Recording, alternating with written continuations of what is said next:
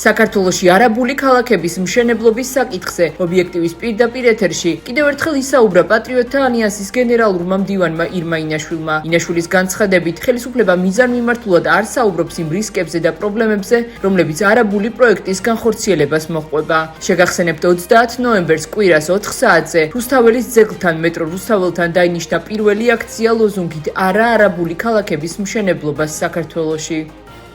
არაბული კომპანია Eagle Hills-ი შემოდის საქართველოში და უნდა ჩადოს თურმე 6 მილიარდ 600 მილიონის ინვესტიცია ააშენოს ორი მეგა ქალაქი, არაბული ქალაქი. ჩვენ პირდაპირ ვამბობთ, რომ ეს იქნება დუბაის ჩადგმა საქართველოში. ორი სახელმწიფო ჩდება ქართული სახელმწიფოს ტერიტორიაზე. ჩვენ ვამბობთ, რომ ამას მოჰყვება უზარმაზარი რისკები და რატომღაც არ ლაპარაკობს ამ რისკთაგან ერთ-ერთ მთავარ რისკზე არც ბატონი კობახიძე და არც ხელისუფლების წარმომადგენლები, მაგალითად გონიოს მდებარეობაზე და იმაზე, რომ ეს არის თურქეთის საზღვართან ახლოს და მსგავსი ტიპის ქალაქის ჩადგმა გონიოში ჩვენს უსაფრთხოებას და თავდაცვის უნარიანობას მთელ რიგ პრობლემებს უქმნის, იმიტომ რომ ეს არის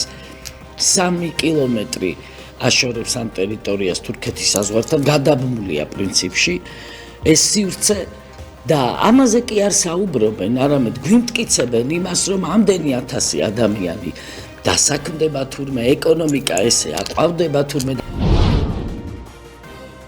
შვედეთის საგარეო საქმეთა მინისტრი მარია მალმერ-სტენეგარდი აცხადებს, რომ შვედეთი საქართველოში განვითარებული მოვლენებით შეშფოთებულია. ამის შესახებ მან ბრიუსელში ევროკავშირის საგარეო საქმეთა საბჭოს შეხვედრის დაწყებამდე განაცხადა. ჩვენ უკიდურესად შეშფოთებულები ვართ საქართველოში განვითარებული მოვლენებით. ისინი ძალიან სწრაფად დგამენ ნაბიჯებს ევროკავშირის წევრობის საპირისპიროდ. ჩვენ ყველანაირად ვცდილობთ მხარი დავუჭიროთ იმ მოქალაქეებს, რომლებიც მუშაობენ დემოკრატიისა და პრესის თავისუფლებისთვის, რადგან საქართველოში ამას სასწრაფოდ მივიჩნევთ.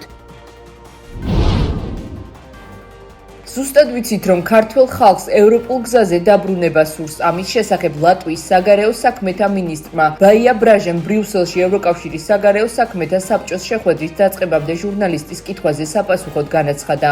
საქართველო ევროკავშირში ინტეგრაციის გზაზე წინ მიიწევდა და ამ პროცესის გასაგრძელებლად მკაფიო ვალდებულებები არსებობდა. შემდეგ ამჟამინდელმა მთავრობამ კურსი სრულიად შეცვალა. რა თქმა უნდა, უკმაყოფილოები ვართ იმით, რაც ხდება. ჩვენი პოზიცია არაერთხელ დავაფიქსირეთ. ასევე პერსონა ნონ გრატად გამოცხადებული პირების სიაში ქართველი ოფიციალური პირების მნიშვნელოვანი რაოდენობა შევიყვანეთ.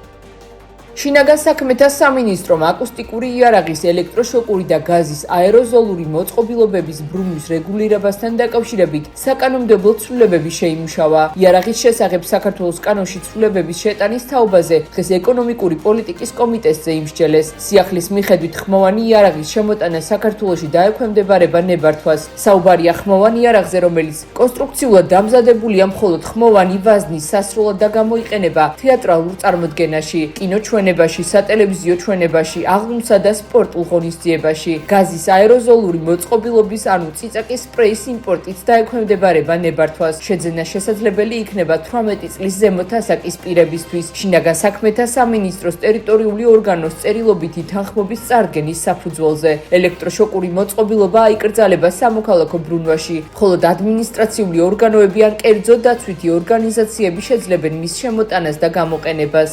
აკუსტიკურ იარაღს, ელექტროშოკურ მოწყობილობებს და ეგრეთ წოდებულ წიწაკის სპრეის და მათ რეგულაციებს საზოგადოებას აქაც განვუმარტეთ, რომ აღნიშნული მიმართულებები საჭიროებდა აუცილებლად დარეგულირებას. თქვენ იცით, რომ მასაკობრივი შეზღუდვაც არ იყო და იცით, რომ 18 წლამდე მიუღწეվել, ანუ სრულ წლამდე მიუღწეվել ადამიანებს უკვე აღარ შეეძლებათ მათი შეძენა, შენახვა და ასე შემდეგ. რაც შეეხება ელექტროშოკურ მოწყობილობებს, აქ ჩვენი ინიციატივით საზოგადო ესე მიმოქცევიდან იქნება ამოღებული და მხოლოდ შესაბამის კერძო თუ სახელმწიფო ორგანოებს, დაცვით ორგანოებს ექნებათ საშუალება მათი შეძენა გამოყენების. ბრიუსელში ევროკავშირის საგარეო საქმეთა საბჭოს შეხვედრაზე ევროკავშირის საგარეო საქმეთა მინისტრებმა უკრაინის წინააღმდეგ რუსეთის აგრესია, ასევე ახლო აღმოსავლეთში, საჰელის რეგიონსა და სუდანში განვითარებული უახლოესი მოვლენები განიხილეს. მინისტრები წევრი სახელმწიფოების წინააღმდეგ ბელარუსის ჰიბრიდულ თავდასხმებთან და ორგანიზებული დანაშაულის წინააღმდეგ ბრძოლასთან დაკავშირებულ საკითხებზეც ისაუბრეს. შეხვედრას ევროკავშირის უმაღლესი წარმომადგენელი საგარეო საქმეთა და უსაფრთხოების პოლიტიკის საკითხებში კაია კალასი ხელმძღვანელობდა.